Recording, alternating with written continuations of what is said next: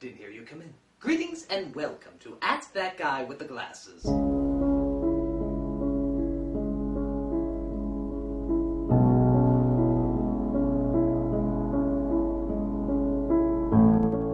Have I told you lately that I love you? That's a very good question, and the answer is yes. Yes, you have. What the fuck is wrong with you? I mean, here I work and slave all day in front of a hot stove, and you can't once, just once, treat me like a piece of meat. Every day you hug me and caress me. Can't you just tell me that I'm completely worthless? Can't you act like I don't exist? I don't have feelings. I don't have dreams. Can't you ever acknowledge that? No. I guess it's far more important for you to tell me how beautiful I am. You make me sick. Sick to the balls! And if one day, instead of a note saying that I'm gonna leave you forever, you get a very warm, heartfelt meal cooked for you, you'll know who it's from. Nazi raper. Yes. What about the heart you promised Tin Man? Or the courage you promised Lion? And Scarecrow's brain?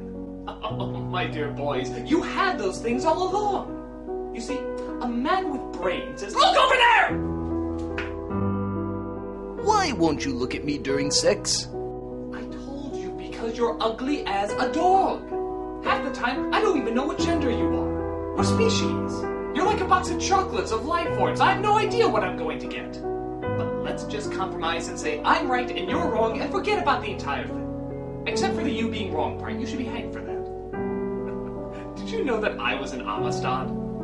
I was the black guy.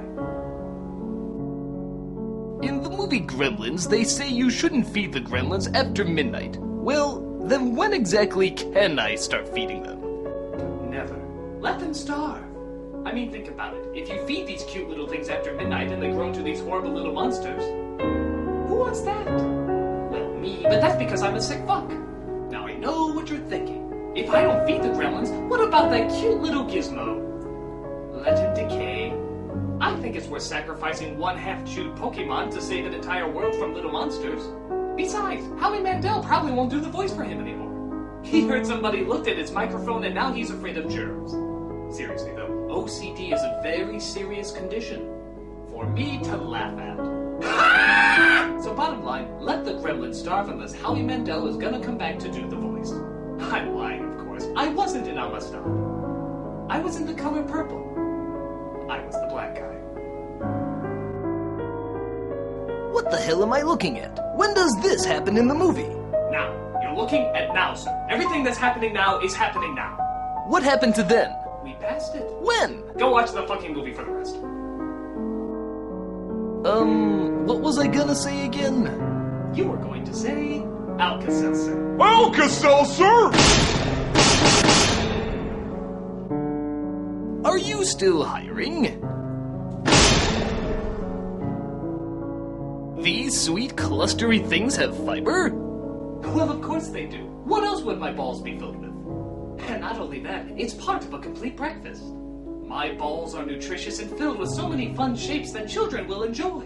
And if you look closely inside, you'll even find a toy. A dildo. Because we all know the famous saying, there's always a dildo in a box of balls. Or was it never count your eggs before they hatch? Oh well, who cares? Mine's better.